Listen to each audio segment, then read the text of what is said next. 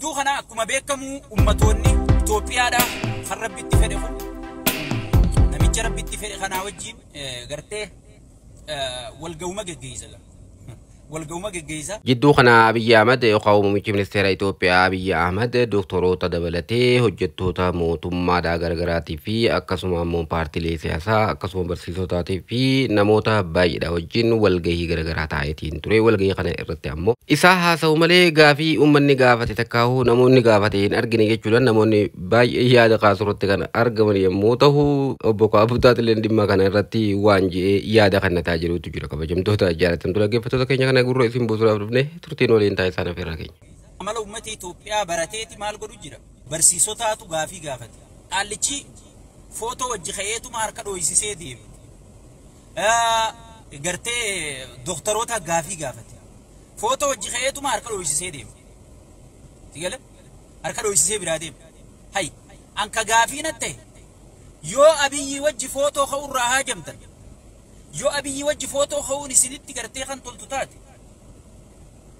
مالي في غيا فوتو سي وجه خانو غيا هركا سي وجه دوين سيروين نو قبي مان جنن وري غري وني جچا جرن نوتينا فيرمنه نوتي مارين تاني وري غافي دغا غافتنا فيرمنه ور غافي صبا غافتي تو غرتي افيرمي جچا جرن هاي اسم مالي مرمي داب در ايغنا فيرمي ايغا وري سري غافي غافتنا فيرمي واي مرمي مالتو يسندابسس أنا مدروان سنيمة دكتوروني توبياتيس غافي تيسن سيقول غافي تيسن غافي غرتي غافي سينودوسي أوروميا في الرانغودينا يو أرى خرد أبدن يو أرى غرتي وانو مني سنين سغلي أركتنتنا بيا خيسا بيا ألاتي نمني غرتي إسنيف سجلته وجروتنا يود يفتني خرد أبدني نميتش خنا وجه مري خنجت تنتاتي نميتش كنا مري بيقومتي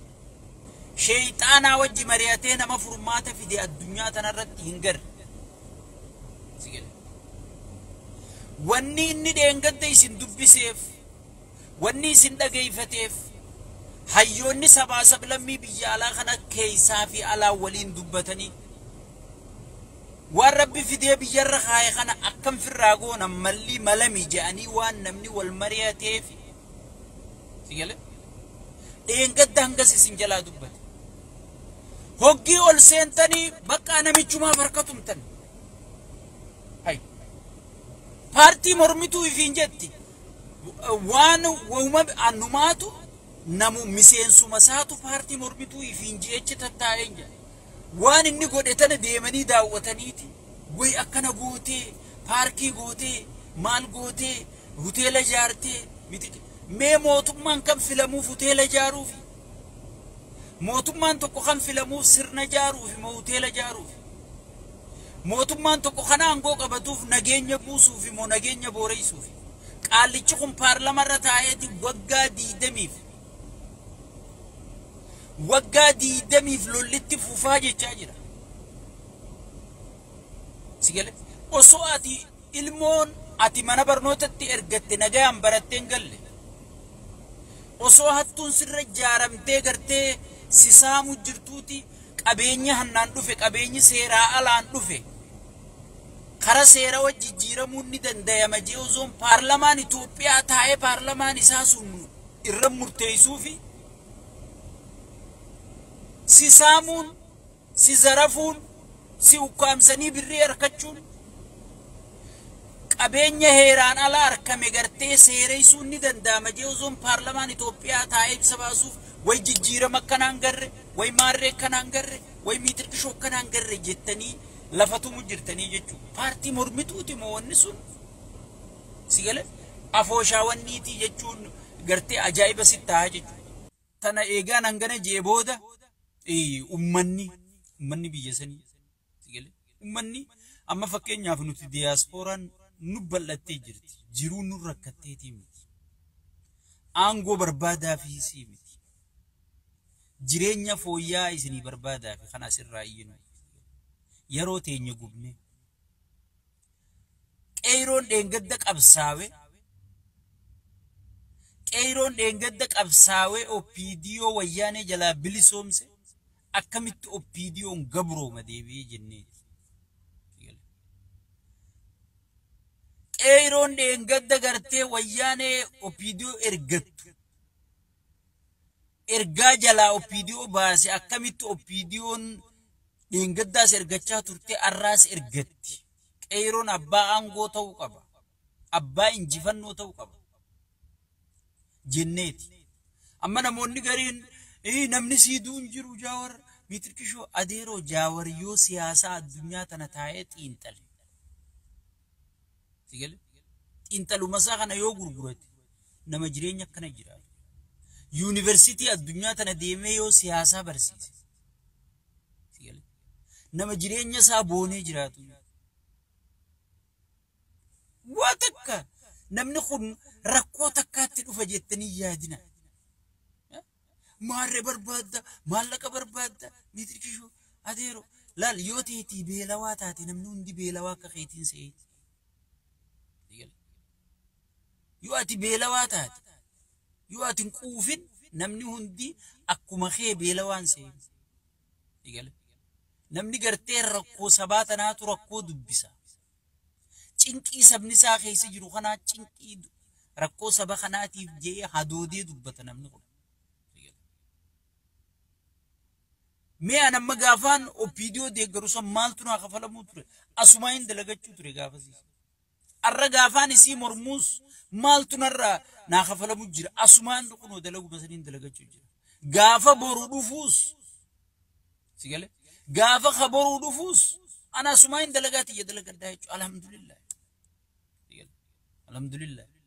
Geeruu qabsoon abbootiin teenya gatii kafalaniif hayyoonni keenya itti fannifamu. Nadhii gammadaa faan itti dhabaman.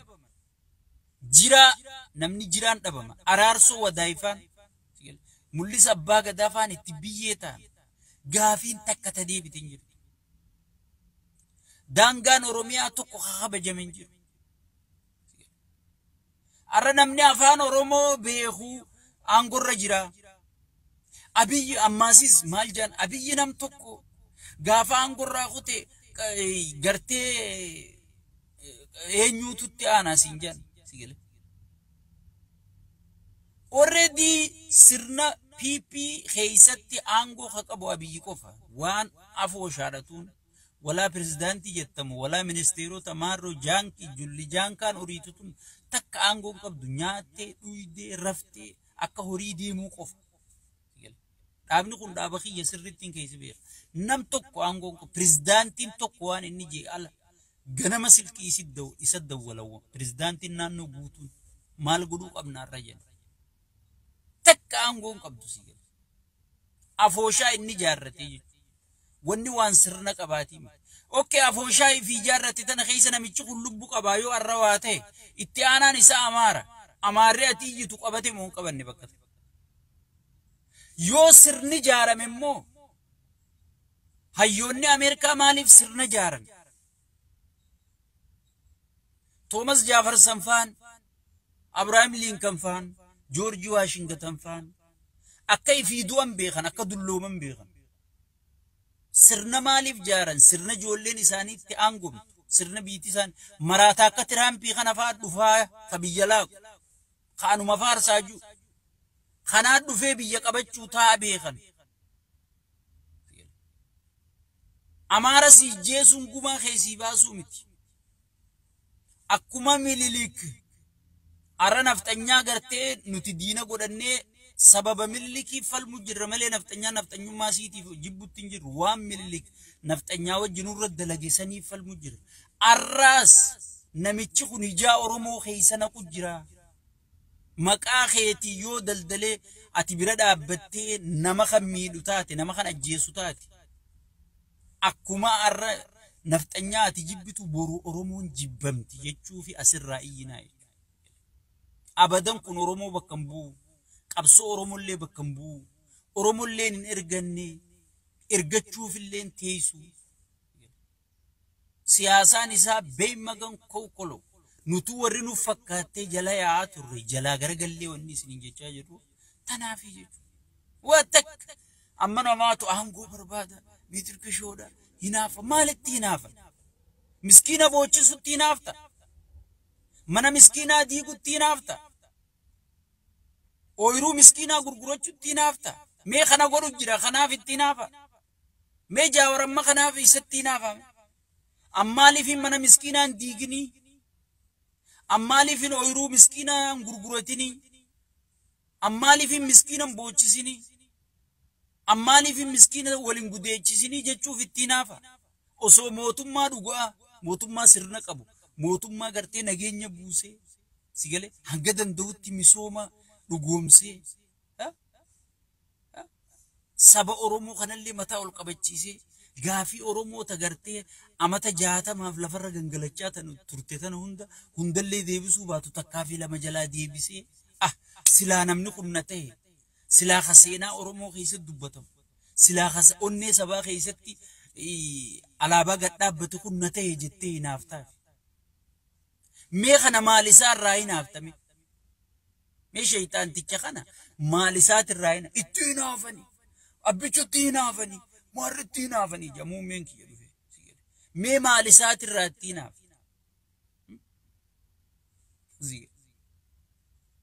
awwahuma isarraatti itti hinaafaniin dhabee ugitti hinaafani maarrittiin anifiin qaanfadha wallah mee maalisaatti hinaaf maalisatti hinaaf natiin saniifu ummanni keenya namni keenya gartee waan isinitti addeemaa waan gartee boru isin dhufuu ta'a gartee kanarraa dubbateeti namni gartee cinqamee sigale hawaasni kun wanni qabsaa'eef nagaatti bahuudhaafi nagaa harkachuudhaafi malee nagaa dhabuudhaafi miti Oromoo wanni gartee ilma bareedaa intala bareedduu gatii kafalteef akka daangaan isii sarbamuufi miti akka daangaan isii kabajamuufi soo namni wanni gartee laalatee asirraa isin iyyuuf jaawarirraa eegalee hanga anaan baatu taayyee hidhamee gartee taayyeen har'a osoo faarsee bulaa ta'e ilmaan isaa xayyaaraan Ameerika dhufanii barataniif taayyeen amma eenyu ol paartii san eenyu ka gadhaabe ni beeytan eega inni keessaa ba'e eega nuti keessaa yaane paartii PP namni paartii jee abbaa kanaa juun jira sigale hay silaa osoo faarsee bulaa taane har'a bar akkanatti ashkaraa akkarra sigale akkuma duraan godhuu turre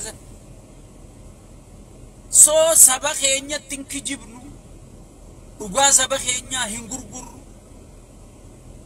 sigale dhugaan saba Oromoo hin bitamtu hin gurguramtu sigale jenneeti abadan jennee jalaa dinnee jechuu heetaana jalaa kaayyoo isaa garree waan takka yoo arkitee jalaa didde gartee sitti tolaa jechuudha osoon hin arkin garuu don't judge book by the cover jaan sigale kitaaba qolasaa kanaan gartee itti murteessinii jan qolumasaa kana aluma kana laalteetu sigale ay kitaabni kun akkanaa bara kitaabni kun faayidaan qabu jettee murteessinii jan keessa isaa dubbisi dhaamsa isaa laali eegas booda dhaamsa kitaaba kanarra yaada kennadhuu jechuu jira nuti keessa isaa laalleeti keessi isaa bakka bu'aa akka saba kanaan qabne garree abadan shuumoon isaa okkotee fixatte Oromoo bira jennee jechuu barbaada. Digale. Hay.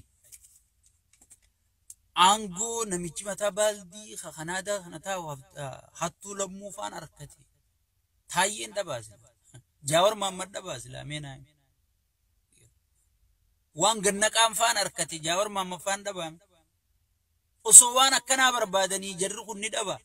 Sheekkaa butaa dhaba. sigale abadan qabsoon Oromoo dhugaan Oromoo shiraashiroon hin gurguramtu Oromoon gartee kan qabsooyteef namaaf hoteela jaaru namaaf beeta mangistii jaaru sigale aangoo nama tokko qofa tiisu dargaggoonni Oromoo wanni dhiiga gannaqee arrallee qawwee baadhatee muka keessa yaa'uuf aangoo nama tokko eeguu fi miti kabajaa saba Oromoo kabajaa biyyattii eeguu fi ji'eeti namni gartee dhugaa jirtu gabbee isinitti himu jira malee. Watak abiyyichi taa'us nuti boonnee jira. Dhugaan siima. Jaawaris boonnee jira. Garuu boonni waliin tolaa. Osoon ati boontuu sabni kee yoo boohe boonni kee bu'aan qabu jenneeti. Sagalee isinii ta'uu jira. Sagalee tana gaafa nuti fuunee lallabnee miidiyaa addunyaatiin keenya qaallicha dhayxaniituma wal ga'uma takkatti harkatumtaniif. Walaa doktara jettamu, walaa barsiisa jettamu. Nama ifii fedhan filanii erganii siin jedhan. Hoggisa ati maan mormine. Abadan hin ta'uu, namni kun nuun ta'uu jettee maaliif hin mormine? Inni yeroo hundaa'u hoggii mormiin takka kaate maaliin uggura walgahii eegalaa jedha. Walgahii dargaggoota, walgahii qeensota, walgahii sheekota, walgahii barsiisota, walgahii doktoroota. Okkee tabara kana duraa maal? Ta gaafa taayyeen waa'ee isaa saaxilee utubaan isaa caphee walgahumatti hin fufne gaafas isi yaadatu. Okkee gaafas deebiin isinii kennamte maali? Arra baranaas hoggii namni gatii kafalee dhugaa jirtu gati isinii baasee sabaa sablammii wajji hidhee qabsoon oowwite walgahuma zhoob harka gootan sanuu galma guutu. Ichi titteeysan. Walgahiin deebiin hin jirre maali? Amata dabrees walgahi, baranaas walgahi, amata dhufuus walgahi. Mee gaafiin teeysan gaafii daabbooti moo? Gaafii mindaati moo? Gaafii abiyyi wajji footoo ka'uuti. So namni sagalee isinii ta'u kun gatii kafalee sagalee isinii taasi gala. Dhaabbattanii akka iflaaltanii fi waan kana kan dubbachaa jiru. Dhaabbadhaa iflaala. Qabsoon gartee bakka itti jalqabdee qabdi bakka irra geessu bakka itti deemtu galma qabaachuu qabdi. Qabsoon galma hin qabne qabsoo durriyyee qofa. So gaafiin deebiin qabnes gaafii durriyyee qofa. So gaafiin teeysan gaafii durriyyee kan ta'an. Sinodosii dhufe walgahiidhaan biizii godhe. Barsiisota dhufe walgahiin biizii godhe. Hojjetaa mootummaa gaafii gaafe walgahiin biizii godhe. Bakka isaa wajji footoo ha'uudha kaayyoon keessa. Sheeyxaanaa wajji footoo kaanan barka. Hoggii ati gaafatte maali wanni kana jette bar warra ifii fedhan filanii malee nuti keeysan jirru maarre ati haa keeysan jirre sun maan morman. So dhaabbadhaati ifilaalaadha gartee namni rakkoo teeysan isinii dubbachaa jira malee wanni namni asirraa wanna jechaa jiruuf mindaan nuu kafalamu hin jiru. Wanni nurraa irra taatis yoo gaafiin teeysan deebites isinumaatu jireenya keessarraa haa jiraata maallaqni nuu kafaltanii hin jiru. Yoo nageenyi isinii bu'ees uummanni keenyaas yoo warra isinii dubbatu dhageeffattanii kaatanii mirga keessan falmattan isinumaan nagaa harkata malee waa takka nuti nagaumaan as jiraatu. So saniifu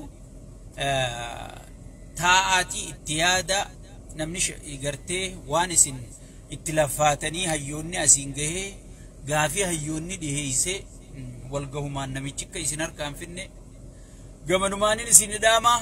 Baay'ee isin jaalata Sheek Abbutaatii sagantaatti aantuun inshaallah hanga walitti dachaanutti kanuma naa jabeeffadhaa qabsoo teessan itti fufaa tokkummaa keessan jabeeffadhaa andeen gaddallee amma arrallee irra deebiitiin isinii hima Amaaraa fi Oromoo waliin naquuf qophaa'u jira amma Wallagga keessatti Amaara nama 19 ajjeesanii Oromoo ajjeesi jechaa jiran sigale an amma duraan isinii himi gaafa Jaawarfaan walgahii godhatan sanirraa eegalee Amaaraa fi Oromoo akkamii waliin nahin sabaa sablammii fi Oromoo akkamii waliin nahin ayyanii itti jiranii jechuudha.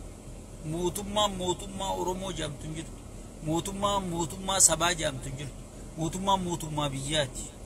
Maal Oromoo dalageen madaalamuu qabu.